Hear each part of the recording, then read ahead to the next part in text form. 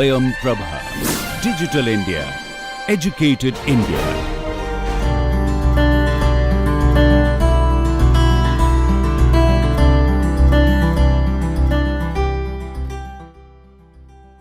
Today we'll talk of the architecture of the princely states of India.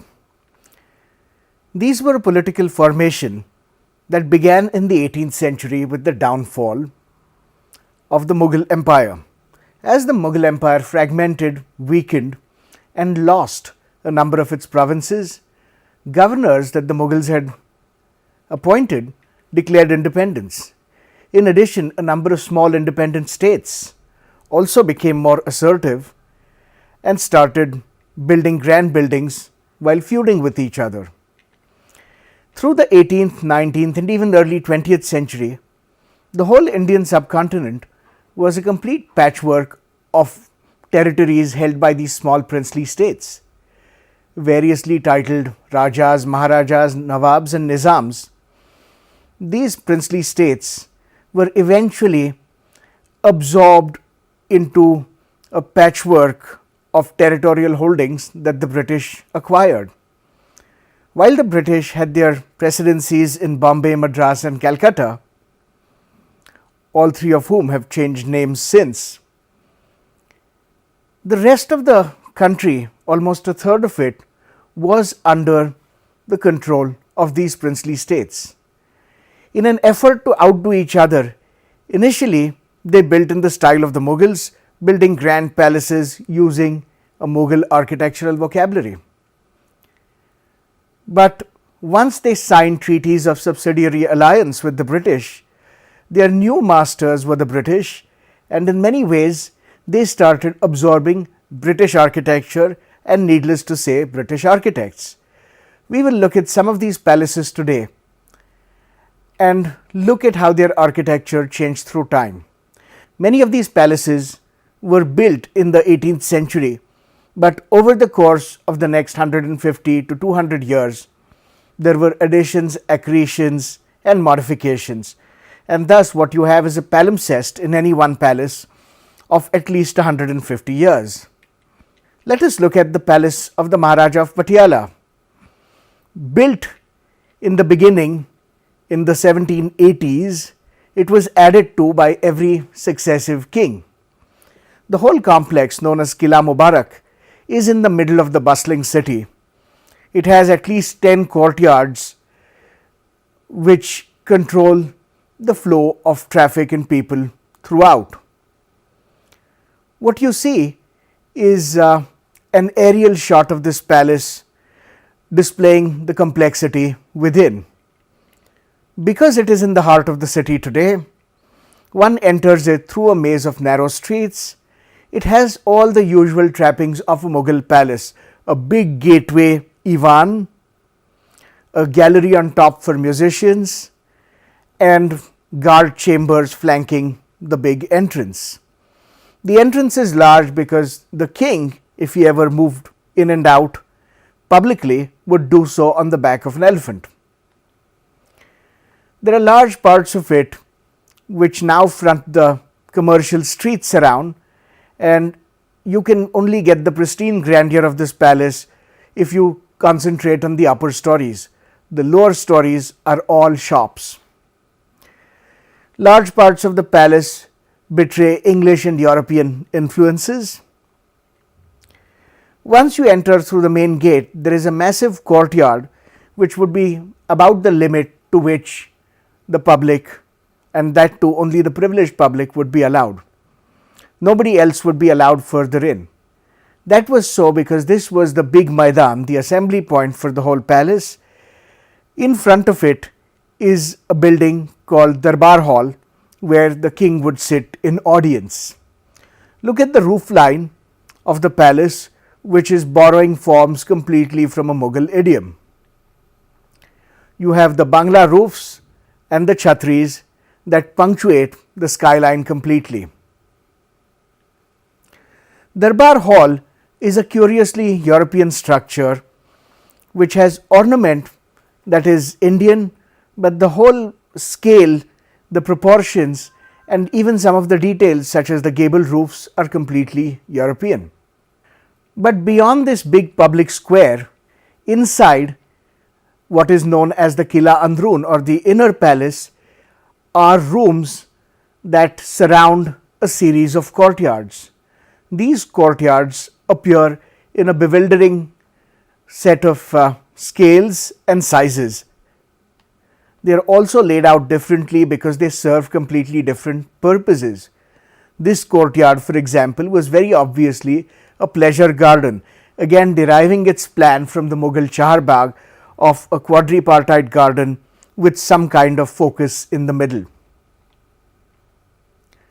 Other courtyards might have solitary fountains, terraces all around. These, one can surmise, were used for residential quarters. Within the palace grounds, you also have buildings that have to be built in the 19th century and are incredibly European in style, not just because of the classical columns that they use, but also because in places you have Gothic arches, fluted columns with capitals, marble fireplaces and the likes. This building was built as a museum. The roofline, as we mentioned before, completely borrows on Mughal forms, and for most people it is the skyline, it is the roofline that defines the building, because that is all you could see at a distance. Now we will look at another palace which is really used in the 19th century, being built in the late 18th. This is at a place called Chandwad, close to Nasik. This palace was built by the Holkars when they controlled large parts of central India. Even the village itself, which has the palace, has an enormous gatehouse and portal. The actual palace, just like the palace at Patiala, is set in the middle of a congested semi-urban fabric. One enters through great stone walls, passing enormous doors that are clad with spikes to prevent elephants from charging. Once inside, similar to Patiala, you have a big courtyard, and this would be the extent to which most of the public would be allowed. Beyond that, you see an imposing facade. Looking back, the gatehouse itself is very different from what you find in this period. If one looks at the gatehouse from the palace itself, one sees the picturesque landscape that this palace is set in. Before entering the palace proper, one must appreciate the woodwork and the stucco plasterwork that ornament this palace in its entirety. The front facade of the palace would be the place where people would be stopped, screened, and most likely only members of the royal household would be allowed to pass. A lot of the designs that you see in the wood are also replicated in the plaster on the wall behind. Inside, one enters the large courtyard, which is grand in scale but not really for the public. This would be the kind of semi-public courtyard where only people who had real business were allowed. The palace is 3 stories tall with enormous amounts of timber framing and decorative woodwork. The first courtyard is incredibly ornate and has fine examples of the kind of woodwork one would expect in a palace. The third story has undergone serious restoration and therefore doesn't have the same kind of style as the bottom 2 stories. The ornamental woodwork which you see in the first courtyard is not quite replicated in the second one. So, as we leave the first courtyard and go through a set of rooms, we see that the rooms are actually painted. Large parts of it are in disrepair, and the Maharashtra State Department of Archaeology and Museums is carrying out an extensive program for conserving this palace. The second courtyard is of a much more intimate scale and of a domestic nature. What has to be appreciated though is simple devices like railings and screens also create beautiful patterns. So, not all ornament has to be seen on the walls, a lot of it also is the interplay of nature and built form. The rooms themselves are long galleries which might have housed staff, servants, and soldiers. On the outside, beyond the second courtyard, is another courtyard within the enclosure which has an enormous well, but it is here that you can look back and appreciate the fancy brickwork.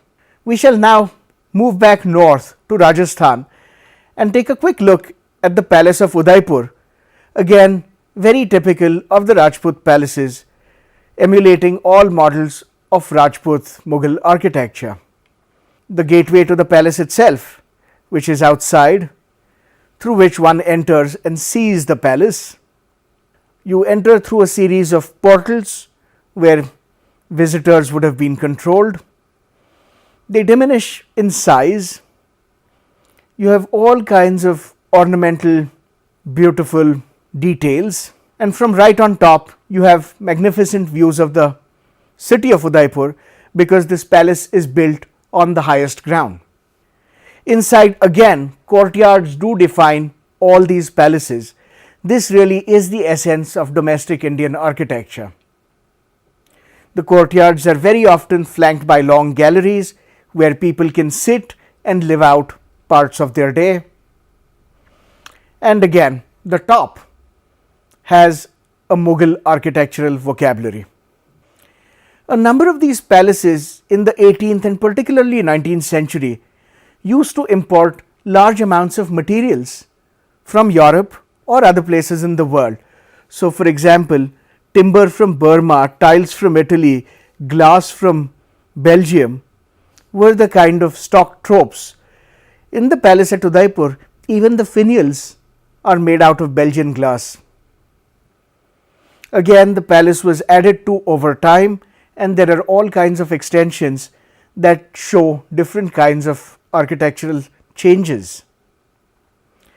We'll quickly look at Lucknow, where not exactly a palace but the Imambadas get built by the Nawabs in the 1780s, and a style that might be thought of as very late Mughal with European touches really gets invented here.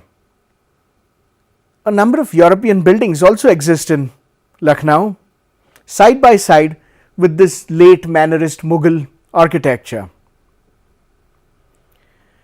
Gates like the Rumi Gate, which really are one of a kind, are part of this new or very late post-Mughal expression. These have been celebrated in paintings and prints, as this one from the British Library, for a very long time. And of course, the big Imambada and mosque was meant ultimately as an exercise in social welfare, because all the people employed on building this were employed to relieve them from the big drought that had struck Lucknow. Now, last, we will look at Hyderabad, which has a number of palaces, but the one we will look at is called the Chow Mahalla Palace, which again, like all these palaces, was built over 200 years, and what you see is some of the last additions, a clock tower over a gatehouse. As you enter the palace, you see a number of chhatris and trees, and then big courtyards in which you have pools of water with buildings on all four sides, now wonderfully restored.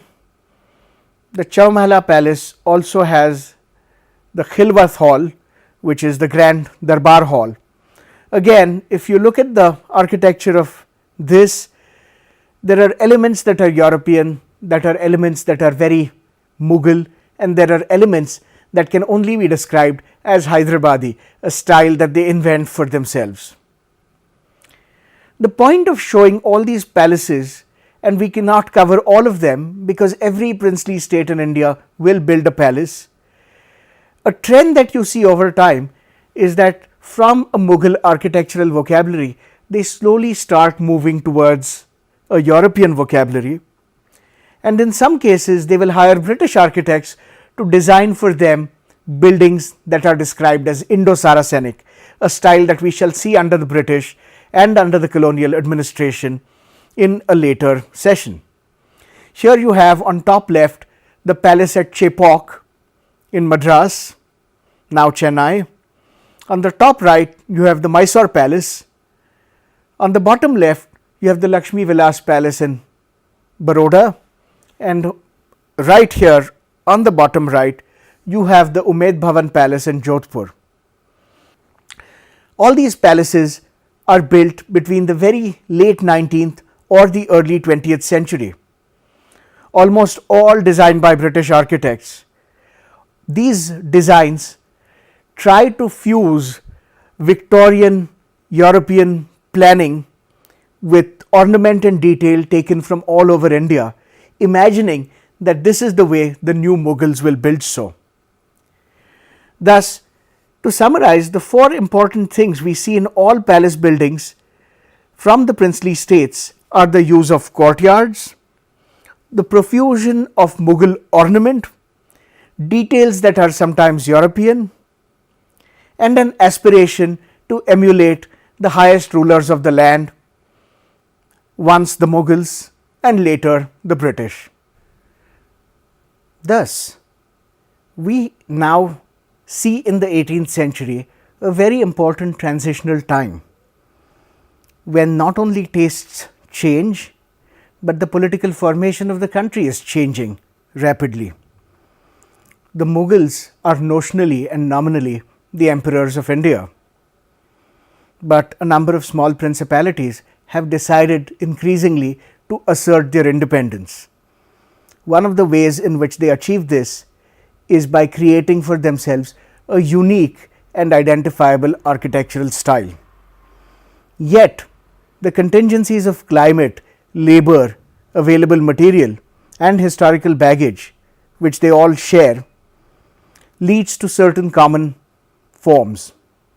As we mentioned, courtyards are unavoidable. So are certain cultural forms of projecting power like hosting a darbar. Eventually, the British will also have aspirations to do the same. They will invent an architectural style that they think is suitable for India. They think that in order to govern India, they have to do as the last emperors of India have done. They design for themselves darbars. They embrace courtyard planning, but they also bring with them elements of architecture from home. But they learn to adapt these elements to suit the local climate.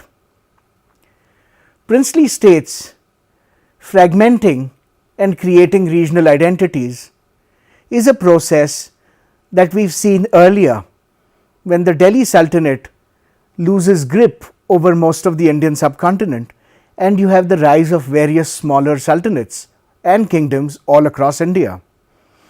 That is when you have new ideas of what it means to be from a certain region, and these sultanates will vary in their use of materials, ornament and even sometimes design. Similarly, the princely states will try and assert their independence architecturally, but as soon as you have a strong political power in the British, all of them will emulate the British. The British will invent for them a style that they think is appropriate, and all the princely states will build for themselves new palaces or sometimes add to existing ones in a style made for them. In that sense, the political value of architecture and who controls the discourse can clearly be seen in the case of the princely states. Again, in architecture, there are no victors or losers. It is, after all, just a movement of ideas. Just as the princely states follow the Mughals and then the British, let us not forget that the British also learn a lot architecturally in India, which they will take back home with them.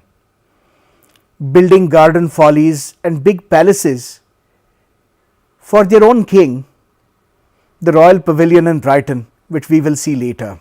Thank you.